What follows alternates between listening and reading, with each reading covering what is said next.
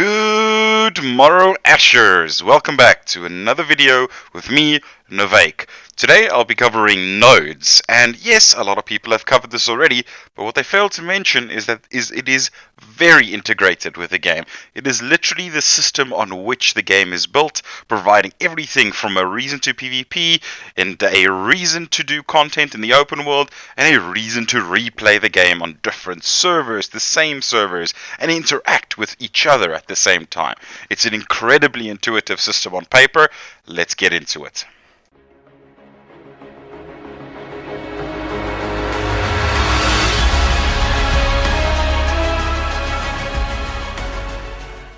The world of Vera is divided into zones of influence that are governed and surround a total of 118 nodes within the world. By completing tasks like gathering, killing monsters inside these zones of influence that are under nodes, you progress the nodes through varying stages of development.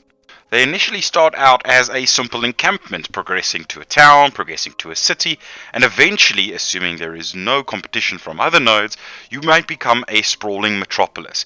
Every stage of development unlocks new quests, new buildings, and different ways of interacting with the game itself. These nodes also serve as a way for players to congregate, like in a small city. You choose what that node ends up being. Let's say you want to make it a social encampment. Cool! Here's a pub for you. Let's have a chat and do a little RP. There is, however, a catch to being able to progress a node. Adjacent nodes will share a cap as to how far they can progress next to each other. So this will both be a race as well as a war eventually, if it gets to that stage, where nodes will compete with each other to become what is known as a dominant node. Eventually getting to a stage where a dominant node will be able to vassalize nearby other nodes and inhibit them from developing. By vassalizing another node, you gain access to additional bonuses and taxes and all kinds of ways of controlling and actually managing that node as a whole. In addition to progressing or neglecting to progress a node, or by being blocked by another adjacent nodes, the nodes decide, or the progression of the nodes decides what content is unlocked in the area. Everything from world bosses, questing, can be influenced directly from what the node progression level might be. This is where the primary gameplay loop, if for lack of a better word, originates for Ashes of Creation, adding many hours of replayability to the game.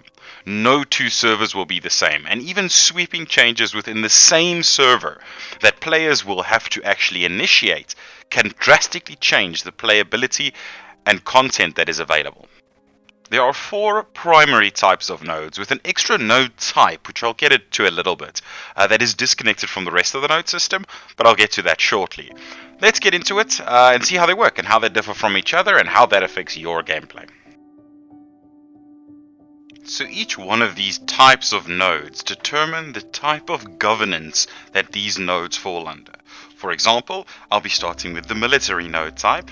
This is governed by a gladiatorial type of battle that the node might have on a monthly basis. Whether this is between players or a kind of champion that each player gears up and gets ready for this monthly battle, if you win, you become the mayor of that node, allowing you to gain additional abilities and management of that node.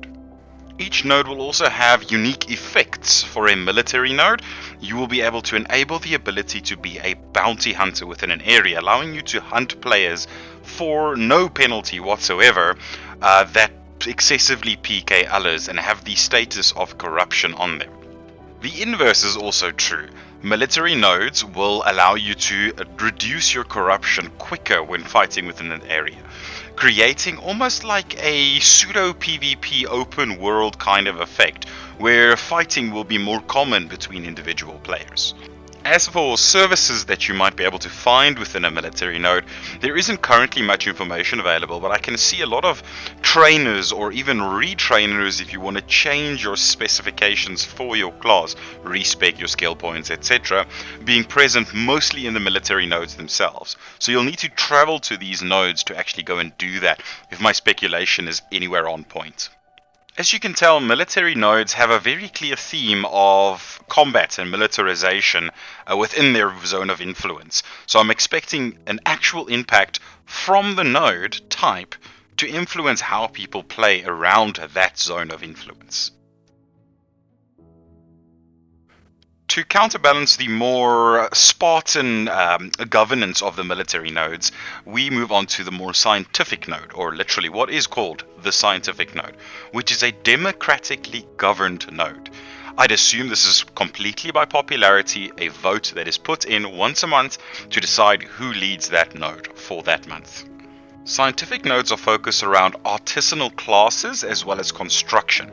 What I can imagine happening is that certain high-level services that you will need as a crafting or artisan class, you would only be able to access in a scientific node. Again, forcing people to travel around the world to actually progress their individual characters.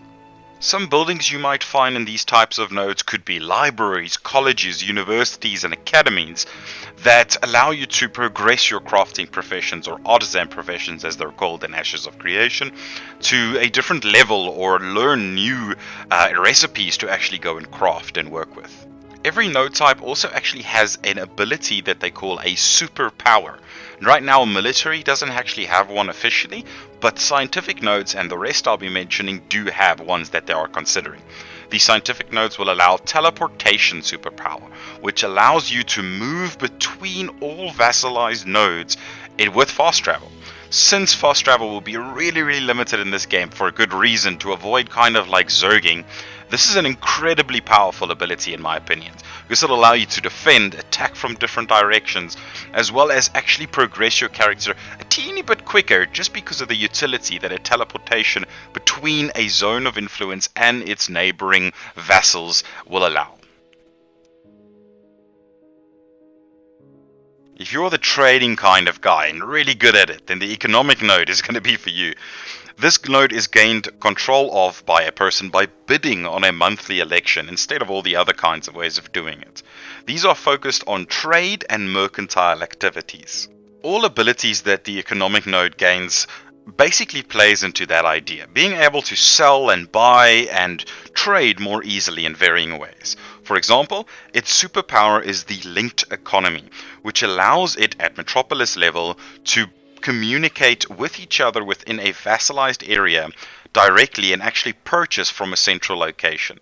You can even connect two different metropolises, or metropoli, I'm not sure, two economic metropolises together that are allied and not at war, to actually be able to auction house and sell and buy goods between them. What is very interesting is it's almost like the marketplaces and players selling and buying is going to be focused around economic nodes, because the wiki specifically states that a marketplace and a galleria and stuff and business licenses that you might need to purchase to set these things up are unique to the economic nodes, which means once again you're forcing players to move around. And I absolutely adore this idea of, I'm going to move to an adjacent node just so that I can sell my stuff. Obviously moving to a more further away economic node where the resources that might be available of where you find yourself being your home, to sell things there at a better price is definitely going to be a big theme of these kinds of nodes. This brings me to the final type of node that you might call it. That is the divine node. This node is focused on faith and skill and equipment augments. I can see people traveling to these actual nodes once again to try and actually gain different abilities and apply ability skill points. This is interesting because it seems like the game progression lore-wise is focused around your character enhancing themselves, not just on a superficial level of gaming mechanics, because there has to be some sort of way that it fits into the lore, but instead using the divine nodes and the faith that the several faiths that the game has present to augment and improve your character. It's always nice to have an in-game explanation as to how you are improving as a character, other than just, I'm so cool, let me be awesome at the same time. Divine nodes are governed by the faith. Quite literally, by completing quests within the world or within the area of the divine nodes, you progress your ranks within a given faith on a divine node, which then eventually gives you a ranking within that node. What's interesting about this is that these faiths will not just make you be able to govern a node or have a high ranking position, but also give you skills that give you additional effects and augments to your abilities. So every month, everyone that is eligible for managing or governing a divine node will go out and complete as many divine quests to gain ranking within that zone of influence, and the one that gains the most divine influence, if I could call it that, will become the governor for the following month. As for a superpower that a divine node may have, there's no mention at all right at the moment, but I would love to speculate, and yet my imagination is failing me. So I would love for you guys in the comments to tell me what cool superpower do you think a divine node should be able to apply to its citizens to make it unique and worth running. Since there isn't a lot of information around the divine node in general, there's a lot of cool ideas that I can assume that devs might be able to get from you guys, and I would love to share that with them on their Discord and so on. But yeah, pop a comment in the description, or pop a comment, and let me know what you think.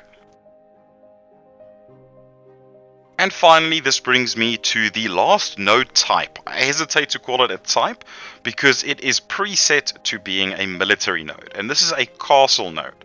Every castle node, or rather castle, which there are 5 of in the world, manages by default 3 other castle nodes and are completely separated from the rest of the node system, which means the moment somebody controls a castle, they get 3 castle nodes under them, which can be taxed and managed differently.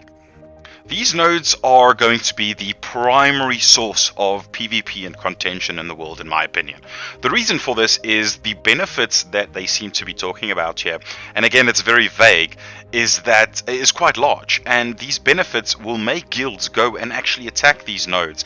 And since these are only once every few weeks that you can apply or declare a siege on them, the benefits are long-standing as well. These sieges are currently planned to be a 200 versus 250 battle, obviously defenders versus attackers, which anyone can take part in as long as you are not directly allied to the guild that currently possesses that castle. It's also worth noting that these castles will have an initial NPC garrison that a guild will need to kill before actually occupying it. So this won't be something that somebody walks in on day one, happens to be the first one to be there, walks in and claims it. You will actually need to build up your fighters, your resources, since it'll be very expensive to declare a siege, to go and attack these castles with, let's say, 100 players. I'm assuming a lot of people will actually go and gain allies from different other nodes to do this. How the claiming might work, so let's say a guild of 30 people recruits another guild of 40 people to help them claim a node. Who gets it? Is it the larger guild? Is it the one that contributes more? Is it the one that does the final capture point? It's a bit unclear at this stage, but I'm hoping there's a lot of dynamics behind it. Like, for example, I don't want to see just the biggest guild being able to get it, but instead you can create or ask another guild to come and help you out, but because they're not interested in capturing it, they can say, cool, let your guild leader capture the last point, and that allows them to then capture it, even though they're the lesser amount. Castle nodes are also a little bit different in pretty much every way to normal nodes, because they are progressed primarily via questing rather than, collecting and stuff like that. They also have a much smaller cap. They can't reach Metropolis stage, which means there has to be a significant incentive for people to want to get this node and actually perform or play within these zones of influence. Because what does it help if you're taxing a region where nobody wants to live? There has to be real incentive for both the players that are not control of the node, as well as the people that are in control, to take part in these castles.